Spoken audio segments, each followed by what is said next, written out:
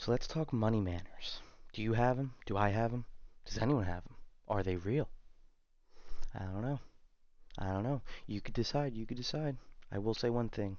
It's an alliteration. Leave it at that. That makes you think any different about it? Fine. But in all seriousness, everyone talks about other types of manners in life. Socially, um, dinner manners, right? When you're out in public, how do you act? When you're in a movie theater, you're not screaming the whole time, right? But the money ones sort of get left behind.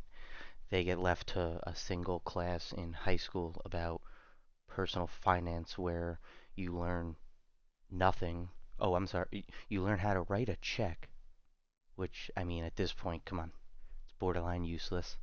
Um, no younger generation write checks all the time, excuse me.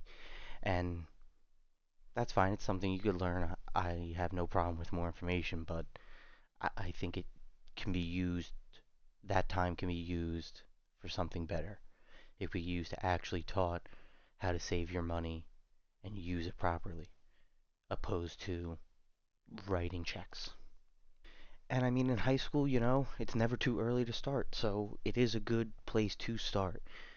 High school, a lot of things happen. You start to actually grow up slightly, and you start to actually need money for yourself, right? You want to go out with your friends.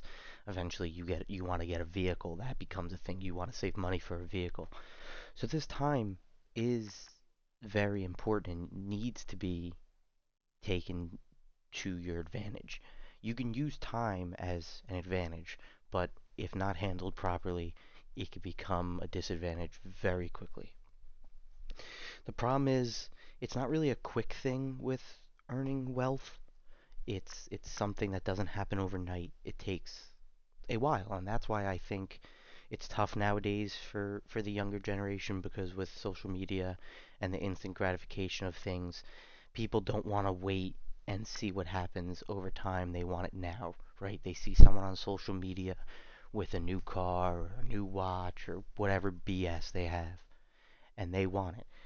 Being 27, I do feel like I have a little range to sort of go back and think of things I would do better the 18 to 25. I feel like I can look at and just offer things that I feel I could have done better. Not saying I did anything wrong or anyone's doing anything wrong. It is a learning experience, but I do feel that that time frame you really can take advantage of saving as much money as possible to then invest or grow in other ways at a young age. It really will give you a head start when it comes to college loans if you decide to go to college, and you know, uh, car stuff like that, big purchases that you'll need in your future. Your 25 to 30 to 35 range, you could really set up in your 20s.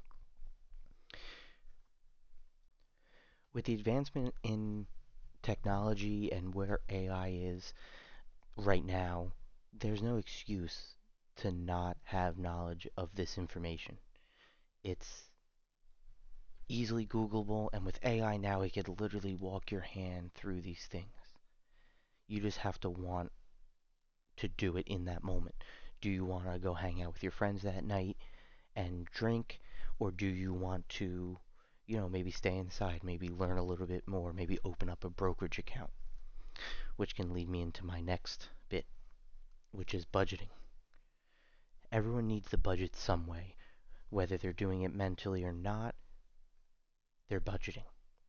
It should be done mentally. You should know how much you're spending and sort of at the bare minimum, you should know how much monthly you're making and how much monthly you're spending in expenses such as the ones that you cannot, that you have to pay.